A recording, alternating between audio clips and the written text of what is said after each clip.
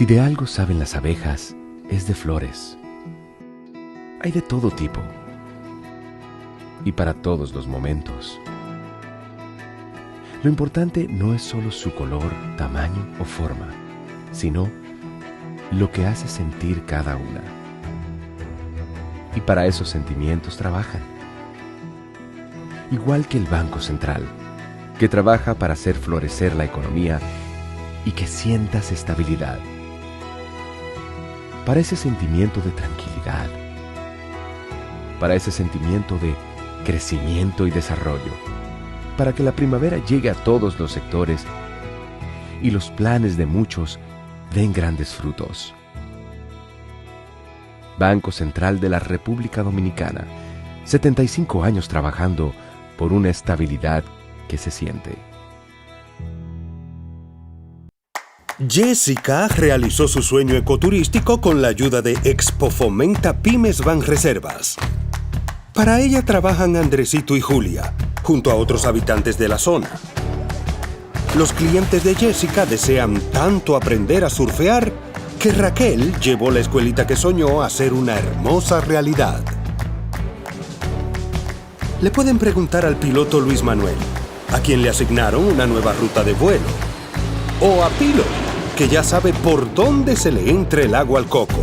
Y Carmina hasta organiza una feria con los artesanos de la zona, en el parador que puso Virgilio. Luis Manuel, Pilo, Virgilio, Carmina, Raquel, Andrés, Julia y muchos otros se alegran porque Jessica acudió a Banreservas. Detrás de uno que avanza, hay muchos más echando hacia adelante. Banreservas, el banco de todos los dominicanos.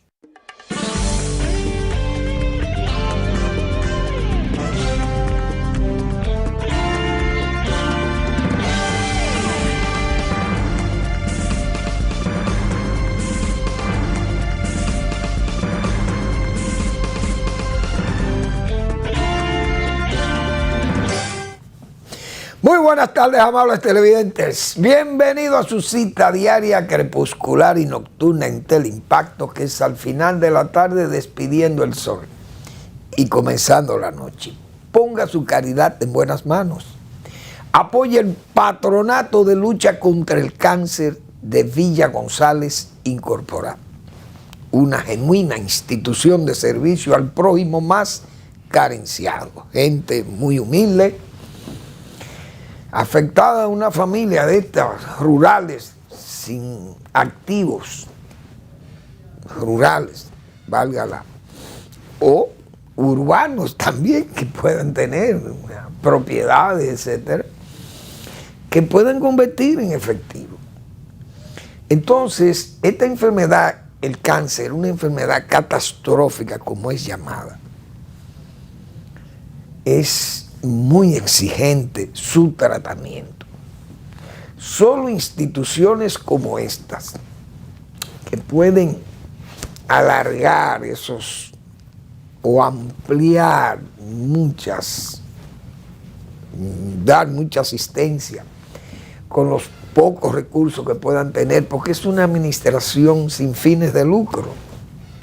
Es gente de modestia cristiana, de ejemplaridad cristiana, de cristianísima formación, como hemos dicho otra vez, quienes regentan esta institución. Gente que Manuel Fermín le conoce. No le conozco, no, lo he tratado a todos son mis amigos y mi familia.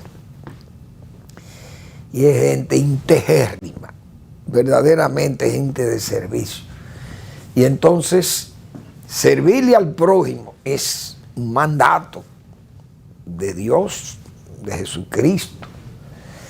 Y entonces, por eso ese anhelo de que la gente que pueda, el buen dominicano o dominicanas, que puedan ayudar a este tipo de instituciones, lo hagan para fines de hacerle la vida posible a la gente más humilde y más pobre.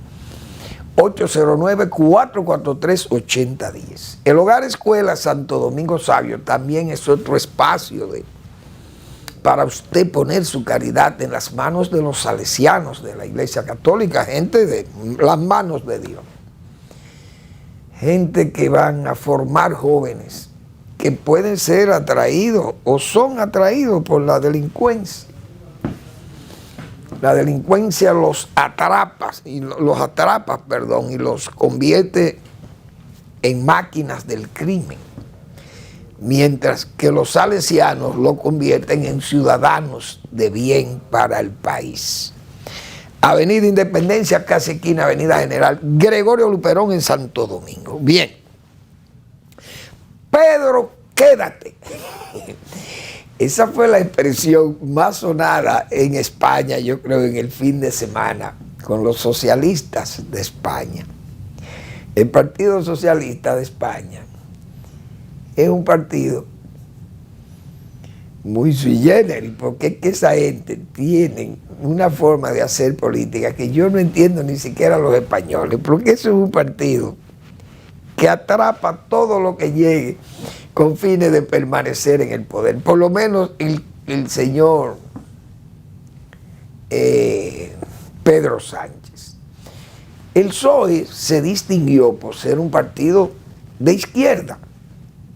Fue de izquierda fuerte y después moderada en tiempo de Felipe González, y entonces se unió a esa democracia, a fortalecer la democracia española, pero comprometiéndose a defender a España y la Constitución que se creó después de la salida de la dictadura de Franco. Entonces ese partido se distinguió como un partido democrático y que luchó junto a la derecha, luchó en contra del terrorismo y del independentismo. Léase, el que sustentaba a ETA por vía de las armas y el que han sustentado los catalanes por vía de la política, de las exigencias políticas. Entonces, el PSOE se mantuvo como un partido, una de las columnas básicas de la democracia española, y siempre del lado de España, siempre en contra de esos grupos que terminaron entonces ganando espacio en el Congreso de los Diputados de España. Y el PSOE ya no es ni sombra de lo que fue ese PSOE, que siempre anduvo unido en sus luchas por la democracia, por la libertad, en su lucha por la institucionalidad de España y su constitución y esa cosa, siempre con la derecha, el PP y toda su gente ahí, porque primero estaba España que toda esa ideología. Pero el señor Pedro Sánchez, que es un cínico, que dice él que no tiene interés, a mí no me anima permanecer en el poder por querer estar en el poder. Un cinismo bárbaro. Ese señor, para permanecer en el poder, ha ligado al PSOE, ya lo desnaturalizó o lo delegitimó de lo que fue ese partido, y lo han convertido entonces en uno más del sistema de rompimiento con España, porque ha tenido que unirse a gente que son enemigos de España, porque todo el que quiera dividir a España en pedazos o en reinos, como lo quieran llamar, o en república, es enemigo de España. La integridad de España es innegociable y en esa constitución está concebido así, que si usted quiere dividir a España, usted tiene que buscar, óyame, cambiar esa constitución y que las 17 comunidades participen. Eso no puede ser unilateral. Entonces este señor ha llegado a negociar toda esa españolidad, la ha negociado con estos grupos, y para permanecer en el poder, es decir, hacer una mayoría que pueda gobernar, constituir gobierno.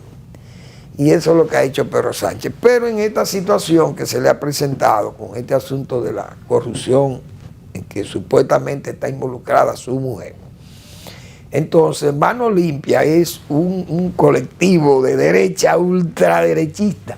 Esa gente son tremendistas también, pero el señor Bernal, no me acuerdo cómo se llama, que es el jefe de ese grupo de ultraderecha, ha señalado que todavía no, eso no se queda ahí, porque Pedro Sánchez tomó 6 días de reflexión, 5 días para reflexionar, pero el PP que lo conoce dijo, no, él no se va, y no se fue, se quedó.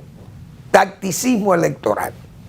Se puede interpretar porque hay elecciones en Cataluña y parece que eso fue una forma como de presionar y de ablandar quizá al votante y ver qué participación o qué ganancia puede tener el Partido Socialista Catalán en la Cataluña independentista o secesionista o rebelada de España, no sé. Pero vamos a esperar porque eso no termina ahí. Ahí hay todavía muchas cosas que se están discutiendo en España.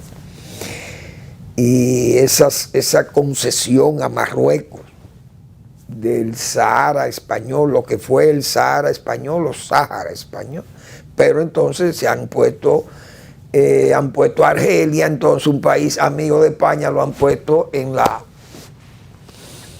se lo han ganado de adversario ahora mismo a España, pero España importa el gas de Argelia. Bueno, la verdad que esa geopolítica no es fácil. Vamos a ver qué va a pasar con Pedro Sánchez, pero es un farsante. Ese Pedro Sánchez es un cínico. Vamos a esperar qué van a hacer los españoles con ese régimen que no lleva buen destino. Bueno, aquí se puede decir también que para el país hay una decisión que se puede interpretar como tacticismo electoral. Al presidente Abinader le van a entregar un reconocimiento en Washington, pero es de dudosa alabanza o dudoso reconocimiento, que yo pienso que revela que hay cierto tacticismo electoral o interés electoral por parte del partido oficial con ese reconocimiento. Porque ¿por qué ese reconocimiento un 8 de mayo? Es decir, faltando 11 días para las elecciones nacionales aquí. Eso no se ve bien. ¿Y por qué yo digo que no se ve bien? Porque el gobierno tiene o paga lobistas en Washington, que es una ciudad muy importante geopolíticamente hablando. El gobierno dominicano paga lobistas allí, y yo no dudo, porque eso es lo que yo pienso, pero eso no necesariamente es la verdad, o esa es mi opinión o mi verdad.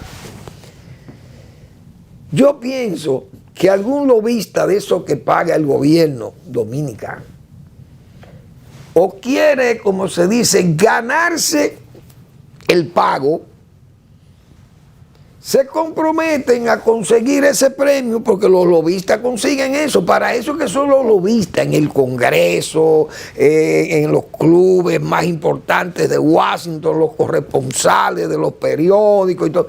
El que anda en esos sitios, Senado, diputados o representantes y los ministerios o los secretarios de Estado del gobierno norteamericano, ahí es que está el poder del mundo. Entonces, esos lobistas pueden conseguir un reconocimiento de este tipo para entregárselo al presidente Abinader, que yo digo, ¿por qué eso no lo dejaron para después de las elecciones? Es decir, el presidente va a ganar las elecciones. El oficialismo dice que tiene un 70% de los votos que se emitan el 19 de mayo.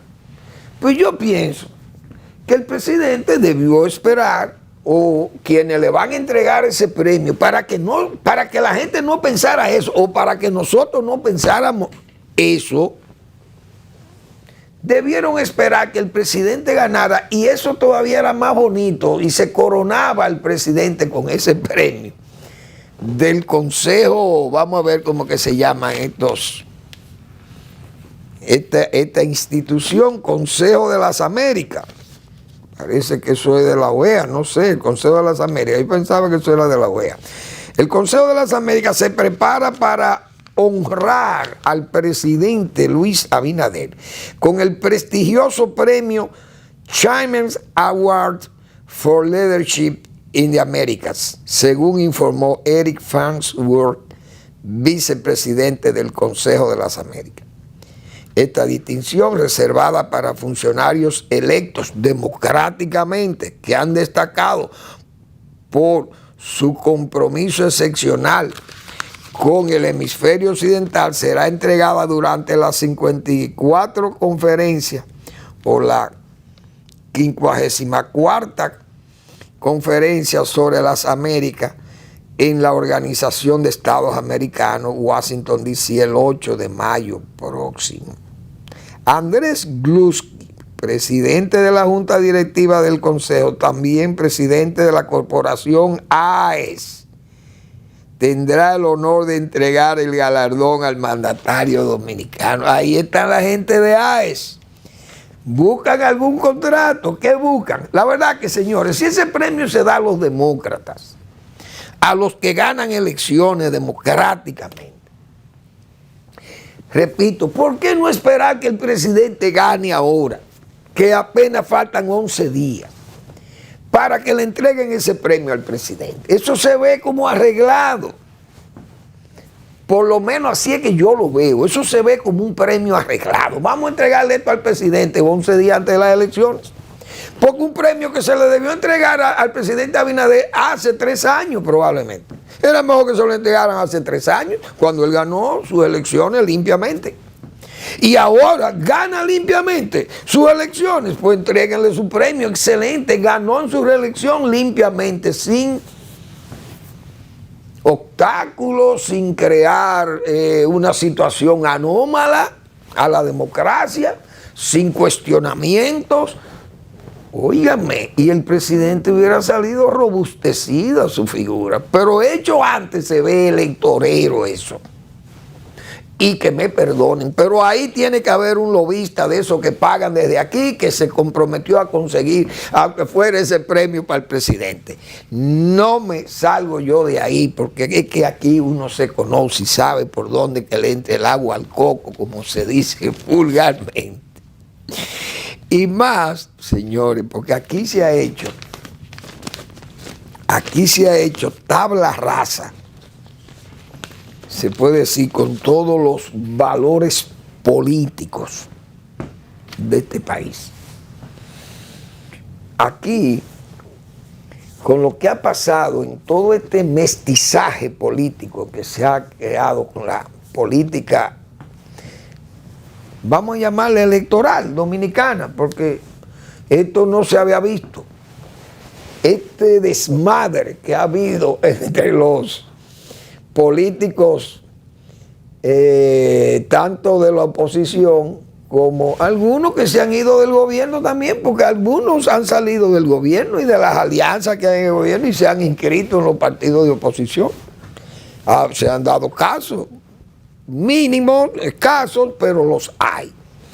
Pero todo este mestizaje político ha sido porque el gobierno decidió hacer tabla rasa con esos valores políticos.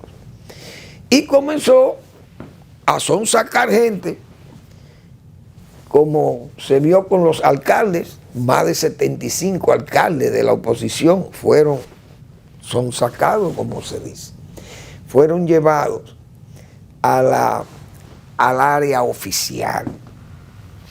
Eso, todo el mundo sabe que eso ha caído muy mal en la oposición, y más que en la oposición, en todo el quehacer político nacional, porque incluso en partidos que son aliados del propio gobierno, me imagino que también le crea algún celo, porque gente que ha llegado después de ellos tal vez le han dado más participación que a ellos mismos, algunos aliados de eso. Pero más que el gobierno ha lucido como esa especie de coloso de Rodas, como el hombrón nazis, como los nazis decían que los arios, ellos tenían unos soldados grandísimos, esos soldados alemanes de la Segunda Guerra Mundial eran unos hombres enormes. Entonces Hitler pensaba en ese tipo de, el hombre, ese superhombre, Superman. Ellos leían a Nietzsche, ese filósofo alemán, un hombre enredadísimo, como dicen. Y entonces Nietzsche hablaba de ese hombre grande, de ese hombre ario y qué sé yo. Y entonces el gobierno actúa como el hombrón, ese hombrón grande, Frankenstein, yo creo que era Frankenstein, la película de Frankenstein, no me acuerdo, o no, o era Mandíbula, en la película esta de la agente 007, Mandíbula, un hombre enorme, digo, un hombre no, sino un robot, pero el gobierno actual con esa indelicadeza, vamos a decir así, y ha hecho del transfugismo y del transhumantismo político, ha hecho todo un mestizaje político que es peligroso, porque ahora, bueno, hay que ver si eso tendrá carácter transitorio. Pues yo pienso que eso necesariamente tendrá que tener, valga la redundancia, carácter transitorio, porque si no vamos a tener aquí, como yo he dicho, dos gobiernos. El gobierno de la muchedumbre, una especie de oclocracia, porque habrán dos gobiernos con un mando único, porque hay demasiada gente que se ha pasado, como dicen, a las filas oficiales del oficialismo.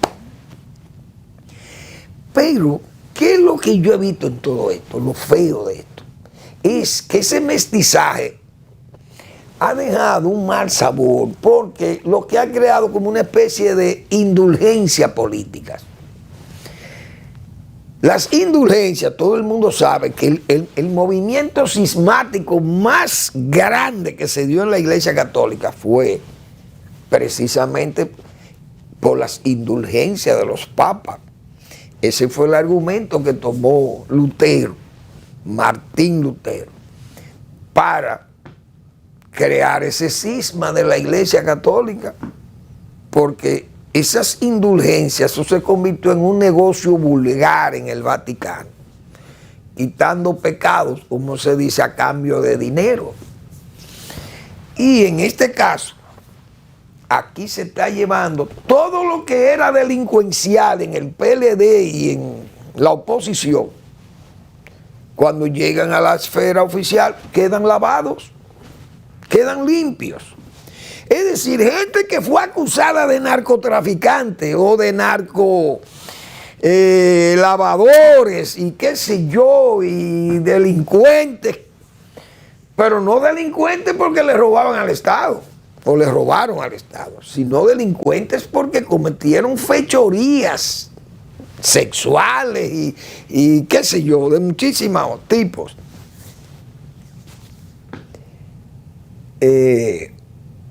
Transcripción, diríamos, de documentos y cosas, todos los delitos habidos y por haber.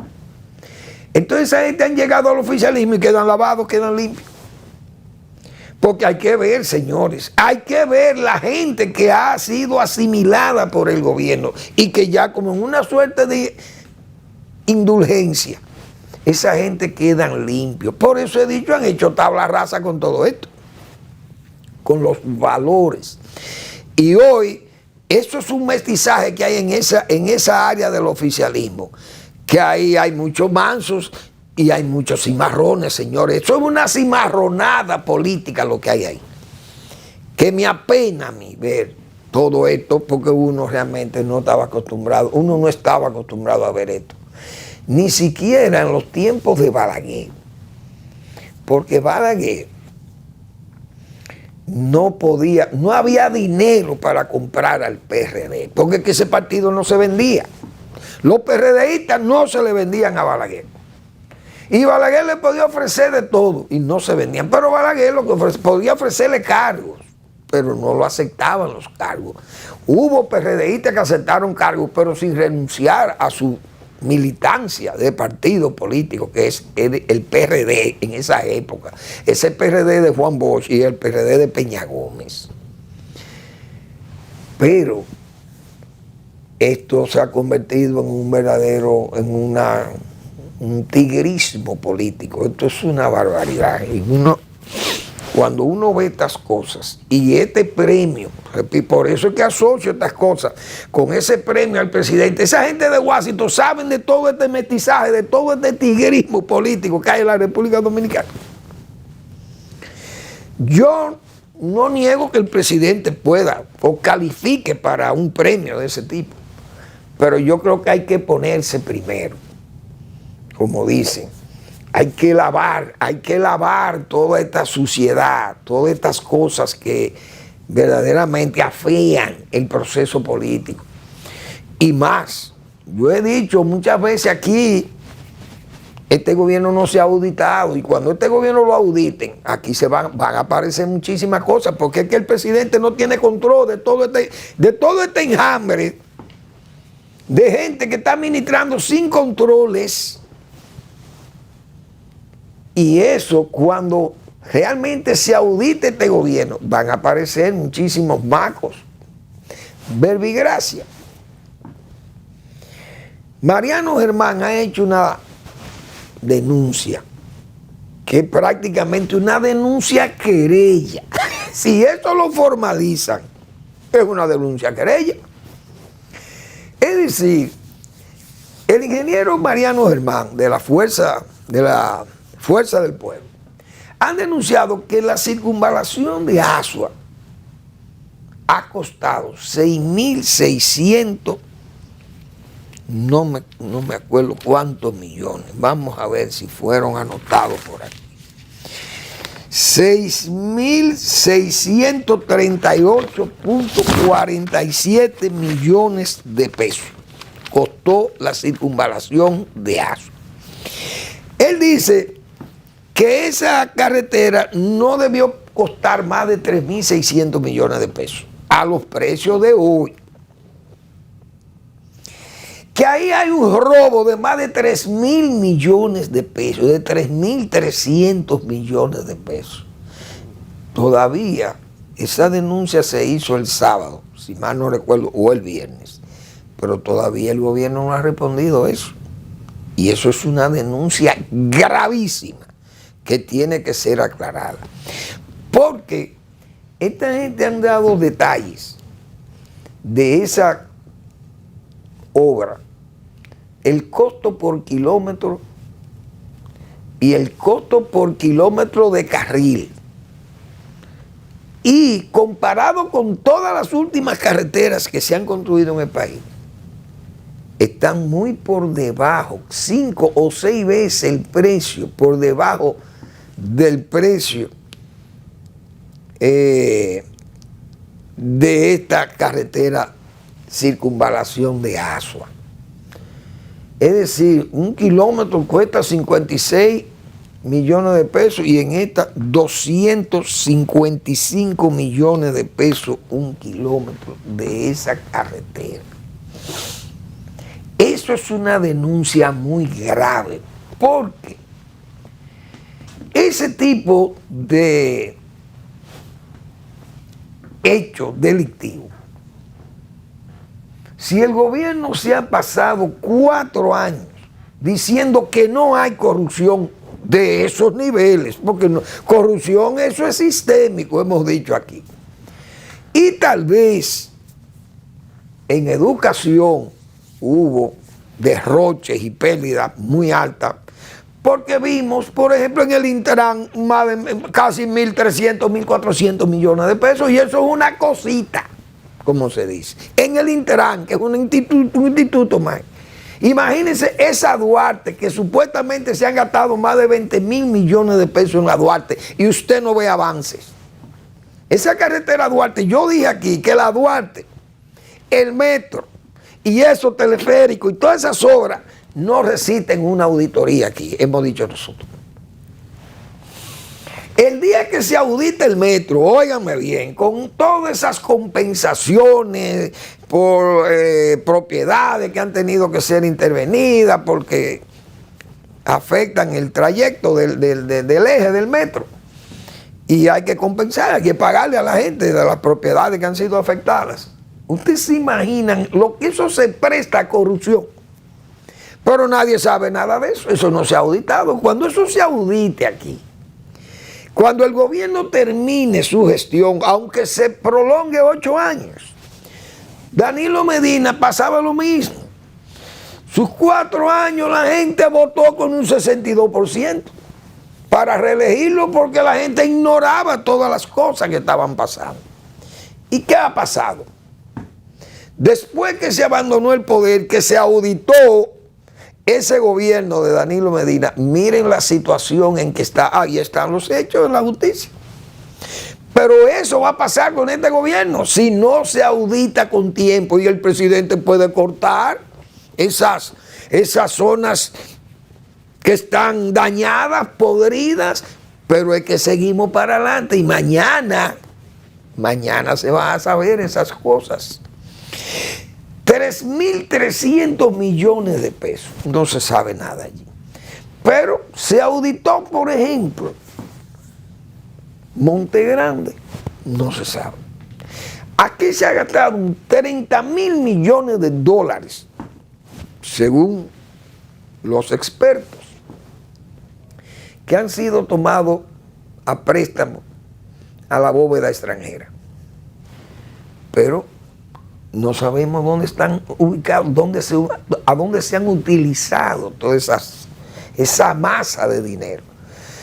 Esas cosas tienen que ser explicadas limpiamente. Aquí no hay Cámara de Cuentas ahora mismo que pueda ser independiente para tratar esos casos. Vamos a esperar. Pero esa denuncia prácticamente es una denuncia querella, digo yo. Y eso está planteado ahí con una crudeza que el gobierno tiene que dar una respuesta de eso a la mayor brevedad, porque la verdad que eso queda ahí como una sombra muy, muy pesada, muy oscura. Esa es la pura verdad. Pero esas son las situaciones que se van presentando y que uno después pregunta, ¿y cómo es que todo ese anarquismo fue posible? ¿Por qué pasan esas cosas? ¿Por la tolerancia o porque los gobiernos se le hace la vista pesada a los presidentes? Y más cuando se trata de presidentes que no están en el palacio, como digo yo. Porque a los presidentes cuando están en el palacio, yo no sé si fue porque nos acostumbramos a ver a Balaguer, pero Balaguer era un hombre que tenía un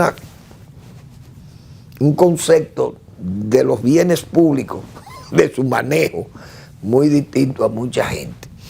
Entonces, es verdad que toleraba la corrupción y cosas de eso. Pero Balaguer era un hombre incorruptible. Y el dinero que se recaudaba no se perdía, porque ese dinero que se recaudaba era un dinero que lo manejaba él. Aquí se perdía dinero, por ejemplo, en esas empresas descentralizadas, las compras y esas cosas, compras y ventas en empresas descentralizadas, esas instituciones del Estado, o dinero que no se recaudaba. Se evadían pagos de impuestos en aduana y esas cosas, y entonces eso daba pie a corrupción. Pero el dinero que era recaudado no se perdía con Balaguer, porque él era él que lo administraba, y ahí no había fallos, no había flujo que se le escapara a ese caballero. Esa es la pura verdad. Bueno, entonces parece que se ha desatado toda una, vamos a decir, una euforia por la esperanza con el asunto de una encuesta que se ha hecho en Nueva York. Una encuesta que da pie para la esperanza, o da razones para que la esperanza esté todavía entre los opositores de la Fuerza del Pueblo, principalmente el PLD y todos los partidos. Aunque dicen que el PLD no se sometió a ese tipo de encuesta presencial que se hizo en algunos sitios en Nueva York, que es donde está la colonia de votantes más importante de la República Dominicana, porque ese es el voto del exterior, pero en Nueva York es la zona más grande, más representativa del voto exterior. Entonces hubo una encuesta votando la gente en forma presencial, y hubo unos porcentajes que han dado pie a mucha especulación, y la gente, bueno, y como digo yo, a dar razones para la esperanza a los partidos de oposición, donde el gobierno ha dicho que gana con un 70% y que la oposición no tiene más, no llega ni a 20, no llegan a 30, y a menos de 30. Todos los partidos juntos no llegan a 30 y que el PRM está por encima del 70. Cosa que la oposición ha señalado que es una forma también, no solo la oposición, mucha gente dice que es una forma de desestimular al votante para que el votante diga, pero ¿y para qué ir si ya el gobierno, el presidente se va a reelegir, va a ganar cómodo? Eso por un lado. Asimismo, el transfugismo y esas cosas crean también una situación de alejamiento del votante, porque también el votante puede pensar lo siguiente: ¿para qué yo voy a votar si uno va y echa su voto por un sinvergüenza de esto y entonces coge y se vende? Al contrario, se le vende y entonces usted va y le cogen su voto y se lo ponen de mojigán. Ponen a uno de mojigán. Eso es lo primero que dice el votante. Entonces el votante dice, no, yo no voy a ir a votar porque lo van a hacer lo mismo conmigo, lo mismo que me hicieron en febrero.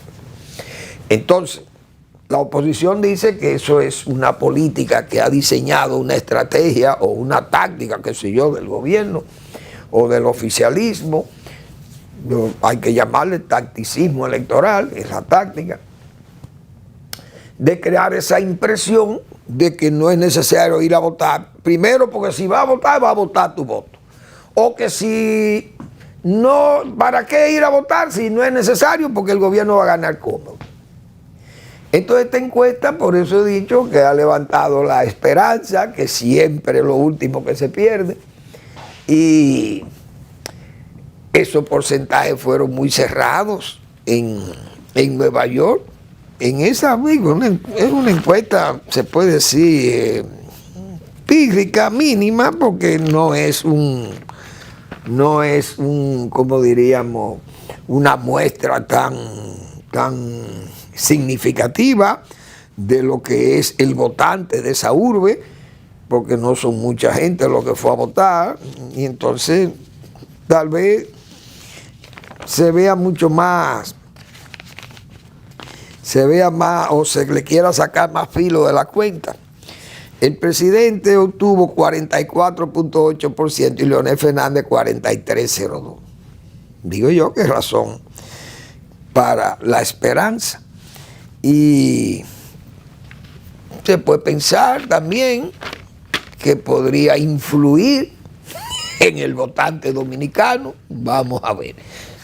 Uno no sabe todavía lo que va a pasar porque hay que hacer el ejercicio de votar.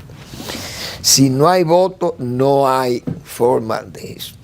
Bueno, yo vi ahí lo de ese haitiano y yo no sé, ya uno está casi se le han agotado las salivales de nosotros, de los que estamos en estas defensas del país. Yo creo que ya están agotadas las glándulas salivales. Y es increíble que el dominicano todavía no aprenda que no puede estar con haitianos, ligados con haitianos. Usted no puede llevar un empleado haitiano a su casa, a su finca, primero con todas estas muestras que ya son suficientemente visibles, de bulto, muy obvias de quiénes son esta gente. Porque es gente que está indocumentada, es gente que usted no le puede dar confianza en su casa, porque usted no sabe quién es. ¿Cómo le dicen? Tolón, Telú, Tití, Bungó, Bulimbú, qué sé yo, cómo que se llama. Estos son nombres de gente. Entonces, ¿cómo es posible todavía a esta altura de juego? Qué lamentable uno tener que referirse a esto. Una señora, la nobleza de esa señora, doña Dulce Barrera, de Hermosén, en Mao, muerte, apaleada por un delincuente haitiano, que usted no sabe, ella misma no sabía cómo se llamaba ese hombre. Pero ¿cómo usted va a llevar a su casa, a su finca, elementos de... Pero cuántas cosas van a suceder y los dominicanos todavía no van a aprender. Que esos son salvajes, son gente que... Yo he dicho aquí que una bestia viene de Haití, una bestia, un animal, viene con más documentos porque viene hasta con un certificado sanitario. Viene con más documentos que un haitiano a la República Dominicana. Y todavía le damos confianza. Yo tengo amigos, familias amigas, que en sus casas, señores, tienen domésticas haitianas con una confianza que, bueno, no hay cosa más buena. Puede haber una gente buena aquí, pero la mayoría están pensando cómo asaltarte, matarte, robarte e irse a Haití porque nadie sabe quiénes son esa gente. Piensan inmediatamente, desde que ven algo que se pueden robar en una vivienda, ellos lo que piensan es, pero todos los haitianos, todos estos negros haitianos son todos iguales. Usted le tira una foto a un haitiano y usted no lo distingue. Pues son todos igualitos. Primero. Segundo, no tienen nombre porque no tienen registro, ni tienen cédula, no tienen documentos de ningún tipo. Salen y se van y allí en la frontera lo más que le pueden permitir es que se largue para allá los guardias. Y usted puede depositar confianza en elementos que no tengan una identificación, pero ¿cuándo es que van a aprender los dominicanos? Repito, ¿cuándo van a aprender? ¿Qué más tiene que suceder? Que sigan matando familias y todavía no entienden que esa gente hay que despedirlo. Pero aquí también estamos luchando contra Naciones Unidas y Estados Unidos, pero esa gente no gobierna aquí. ¿A quién es que nosotros tenemos que exigirle que saque a los haitianos? ¿A Luis Abinader y su gobierno? ¿O yo tengo que llamar a la ONU ni a Estados Unidos para que me saque a los haitianos de este país? ¿O yo no lo puedo sacar porque ellos se oponen? Entonces, ¿quién es que manda en este país? Porque vamos a hablar claro, señores, dejémonos de toda esta fanfarronería y de todos estos mensajes. Que la comunidad internacional, ¿qué comunidad internacional? Aquí lo que falta es autoridad, gobierno en este país. Es lo que falta aquí. Que se pongan los pantalones y que saquen a los haitianos que haya que sacar. O a los indocumentados que haya que echar de este país. Sacarlos. Porque el peligro no es que sea un ilegal. Lo peligroso del ilegal es que es indocumentado. ¿Qué peor? Señores, ¿cuándo es que vamos a aprender? Y aquí la autoridad anda silbando en política. Y nosotros con este país vaciado, 2 millones o 3 millones de haitianos metidos en este país, delincuentes y de todo. Todo haitiano es un potencial delincuente porque él sabe que nadie sabe quién es él. ¿Quién sabe quién es un haitiano aquí? ¿Quién sabe? Porque eso no tiene ninguna identificación ni nada que usted pueda requerirle. No hay gobierno incluso a quien reclamarle por un elemento de esto. Y si usted lo golpea es malo, si lo matan es malo y si lo maltrata también es malo. Entonces no lo empleen. Usted ve un haitiano, déjelo que se derrique por ahí, si no lo detiene la policía o la guardia o migración, qué sé yo. Porque el gobierno aquí no hay autoridad para detener ilegales. Todo es un tramoyismo. El tramoyismo, entonces nosotros culpando de que americano y ONU. Americano y ONU, ¿qué importan los americanos y la ONU? Ellos gobiernan aquí. Ahora, si lo que hay es un gobierno de trapo que se deja maniobrar, se deja manipular y se deja, qué sé yo, ningunear por el poder extranjero, pero entonces nosotros lo que tenemos que ir con el voto y sacarlo de ahí del poder. Porque nosotros lo que tenemos que defender nuestro país. Pero ¿y qué es lo que vamos a hacer entonces? Ver las familias dominicanas asesinadas por haitianos. Porque ningún venezolano aquí ni ningún cubano anda matando gente aquí. ¿Quiénes son los salvajes? Todos esos salvajes que tienen una mentalidad tribal, africana, que todavía no han salido a la luz porque son gente que viven en una miseria, en una pobreza. Pero no solamente pobreza material, pobreza espiritual. Porque son gente con un sincretismo religioso y muchísimas prácticas rarísimas de vuduismo, de brujerías. Y todavía los dominicanos siguen empleando haitianos en sus viviendas y sus fincas. He puesto yo no sé cuántas veces de ejemplo a Marino Vinicio Castillo. Tiene su finca ahí en San Francisco de Macorís. Ahí nunca ha trabajado haitiano, no trabajan haitianos. Entonces, ¿por qué ahí está lleno de trabajadores dominicanos? Tiene el doctor Marino Vinicio Castillo en su finca.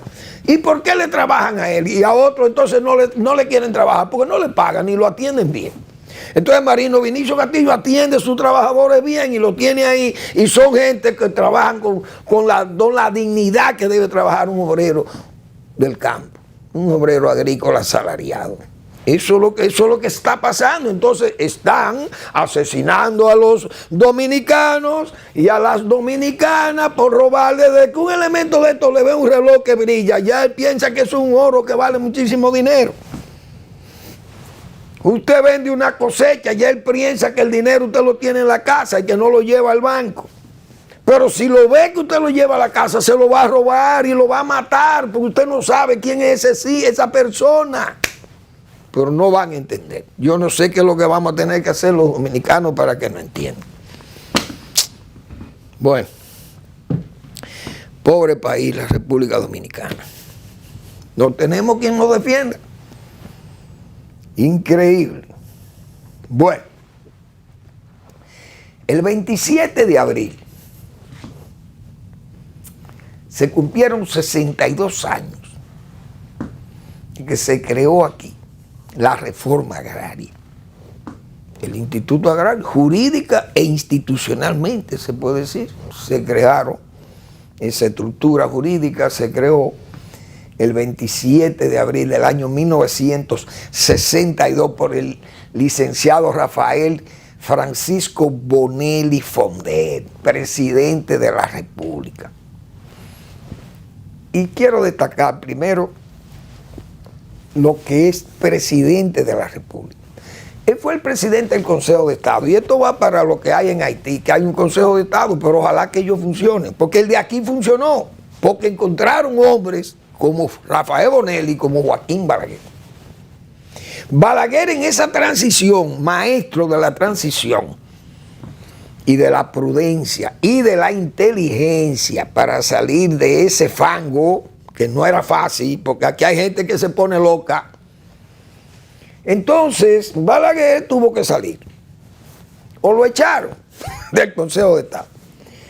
Ahora, quienes quedaron ahí eran hombres completos también, porque Rafael Bonelli demostró aquí que tenía carácter para ser el dirigente de los demás, porque era un consejo de 7 o 9, no recuerdo, 7, eran 7 al principio. No sé, cuando se fue Balaguer, incorporaron 2 más, creo que a Don Arrí, no me acuerdo a quién otro, pero incorporaron al Consejo de Estado. Cuando el doctor Balaguer salió creo que fue en enero, Balaguer salió en enero o en febrero. En enero 17 o en febrero, no me acuerdo. El asunto es que ese Consejo de Estado de nosotros funcionó. Ojalá en Haití aparezca un hombre allí, ese ministro, qué sé yo, que han nombrado. Yo no entiendo ese sistema parlamentario de Haití, o de gobierno, mejor dicho, porque es un primer ministro que lo nombran estos, que son gente que puesto ahí ni siquiera por la voluntad popular, sino por el ojo blanco, el ojo azul de los Estados Unidos y de la OEA y esos organismos que lo dirigen todos los norteamericanos. Pero la reforma agraria dominicana la creó el 27 de abril don Rafael Francisco Bonelli. Pero la reforma agraria le dio vida aquí Balaguer en el 66. Pero he visto que en la celebración del 62 aniversario dice el señor director del Instituto Agrario Dominicano, porque hablando mentiras y hablando cosas, gente que no sabe de eso tampoco, que muchos son unos improvisados que mandan ahí, pero ya ese instituto yo creo que ya eso no vale nada, vale muy poco ya el día de hoy. Dice el señor Francisco Guillermo García, sostuvo que este aniversario del IAD encuentra a la institución inmersa en todo un proceso de transformación y cambio, con miras a convertir a los productores reformados en verdaderos empresarios agrícolas. Oigan esto, destacó los logros alcanzados por la institución que dirige en estos últimos 3 años, tales como la entrega de 58,000 títulos definitivos a igual número de familias de parceleros, la preparación gratuita de 1 millón de tareas de tierra, entrega de materiales de 100 instrumentos agrícolas a los productores y asistencia técnica. Todo es mentira. Y que 1 millón de tareas de tierra, eso es falso. No sabe que eso no es verdad. Pero ¿qué es lo que me llama la atención? Los 58,000 títulos entregados por el presidente Abinader, ¿ese es el éxito? No, ese es el fracaso. Porque ustedes lo que están haciendo es una verdadera contrarreforma agraria, el liquidacionismo agrario. Esa reforma agraria tuvo fuerza cuando se crearon la infraestructura para aplicar la ley de cuota parte, hacer los asentamientos o para asentar gente en tierra que fueron adquiridas por el gobierno dominicano o terrenos del Estado que fueron retomados por el Estado por sus comisiones de recuperación de tierra del Estado y se hicieron esos asentamientos. Pero ustedes han hecho nada. Ustedes lo que están haciendo es un liquidacionismo, liquidando la reforma agraria, entregando títulos, como ha dicho Manuel Fermín aquí, sin las probanzas necesarias. Es decir, usted no puede entregar un título definitivo porque vamos a entregar títulos que son éxitos. Presidente Abinader, usted no ha entregado una parcela, eso es una derrota. 62 años después, el IAD no ha entregado una parcela a nadie, ni ha consolidado a nadie en los proyectos de reforma agraria. Por lo menos una especie de complementación. Se está hablando de cooperativas, pero uno sabe que eso nada más es todo aguaje porque estamos en un proceso, en un momento electoral. Pero no han hecho nada, lo que están es liquidando esa institución. ¿Por qué? Porque un título definitivo no se da en la forma alegre que lo está entregando este gobierno. Y yo le he hecho una crítica varias veces, lo he criticado eso aquí, severamente lo he criticado. Porque las probanzas tienen que ser de personas que hayan dado prueba de ser buenos parceleros, de que tengan un buen crédito, baja tasa de deuda con el Banco Agrícola, de morosidad con sus pagos, que tenga un buen comportamiento familiar el dueño de la parcela, porque eso es una parcela, eso es un bien de familia. Aquí se están entregando los títulos en forma alegre, electorera, en forma electorera. Esa institución tendrá que desaparecer y la reforma agraria desaparecerá. Probablemente los terrenos de reforma agraria caigan en manos de narcotraficantes o de haitianos que van a venir a comprar tierras. Toda la reforma agraria, yo creo que a Tierra Nueva ya debe estar en manos de los haitianos ricos, que habrán comprado esos terrenos, ahí van ellos a producir su comida para llevarla a Haití, porque eso es Haití. Pues no tenemos gobierno. Aquí no hay un gobierno que esté defendiendo el país. Ese asunto de reforma agraria es una vergüenza lo que estamos viendo. Esos títulos definitivos, eso es vergonzante, porque eso es liquidacionismo agrario, eso es contrarreforma, porque todos esos terrenos lo van a vender y se van a perder en hipotecas que van a hacer los parceleros cuando tengan su título definitivo. Entonces, ¿qué éxito es de que entregamos 58,000 títulos? Ustedes lo que están liquidando la reforma agraria. Una pena seguir con el mismo paternalismo, porque si usted dice que le prepara 1 millón de terrenos, de tareas, se la prepara gratis, entonces ¿para qué le dan los títulos definitivos? No es de que para que sean empresarios, para que sean independientes y puedan tener acceso a crédito. ¿Qué es lo que se está haciendo? Nada, todo es un asunto politiquero. Y como tengo derecho hablar, también debo darle el derecho a réplica. El que entienda que yo estoy diciendo lo que no corresponde decir y que lo que yo digo no es verdad, que es falso, que vengan y se defiendan aquí, que yo le abro otra silla al lado mío para que discutamos estos asuntos. Porque la verdad que hay que decir esto, señores. Cuando Joaquín Balaguer, en las matas de Farfán, 1966, 27 de abril del año 1966, que lo he citado muchísimas veces aquí, esa visión de Estado de este hombre, en un discurso en las matas de Farfán, que fue ese campamento, como decía Balaguer, de Florentino y de Duvergé, el campamento donde se luchó contra los haitianos, las matas de Farfán. Y en ese discurso Balaguer dijo, vamos a desarrollar las 7 provincias del sur, le vamos a dar la vida, lo que necesita para dejar que sea la ocurrencia de la naturaleza lo que garantice la agricultura. Vamos a llenar de presas y de canales el sur de la República. Vamos a hacer la presa de Yaque. Y luego vamos a hacer la presa de Sabaneta y el canal José Joaquín Puello, temporero. Vamos a desarrollar a Asua con pozos tubulares y al sur. Tierra Nueva tiene 6 pozos, 6 estaciones de bombeo. El Limón de Jimaní tenía 4 en los tiempos que yo trabajaba por ahí. Laja tenía 2, o tiene 2, no sé si estarán todavía operando. Pero todo el sur se llenó en Galván, en Cacique, en Pescadería, en ¿dónde más? En Habanero, en La Lisa. Todo eso lo llenamos de bombas, de pozos y de bombas horizontales. San Ramón, también aquí en Vicente Noble, un sistema de bombeo excelente. Todo el sur se llenó de pozos y de bombas mientras se construían los canales. Se hizo la presa de Yaque, que es la presa de Sabanayegua. Pero ese era un presidente de verdad.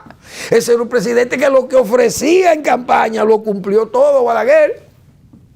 Ahí no hay vacilaciones. La presa de Sabaneta, el José Joaquín Puello, la presa de Sabanayegua, el poblado de Sabanayegua, el canal Yaque del Sur Asua y sus 6 ramales con la presa de Villarpando, la presa derivadora de Villarpando. Eso, Las Damas, la presa Las Damas, el canal Nizaíto y toda esa red de canales, el canal Cristóbal, todo eso. El Cristóbal se hizo cuando Trujillo. Pero ese fue el esfuerzo de gobierno y del desarrollo de la provincia de Asua, todo ese proyecto Isura. Entonces, es así que se hace país. Gracias por su atención. Nos vemos mañana en otra entrega de Al Final de la Tarde, despidiendo el sol y comenzando la noche.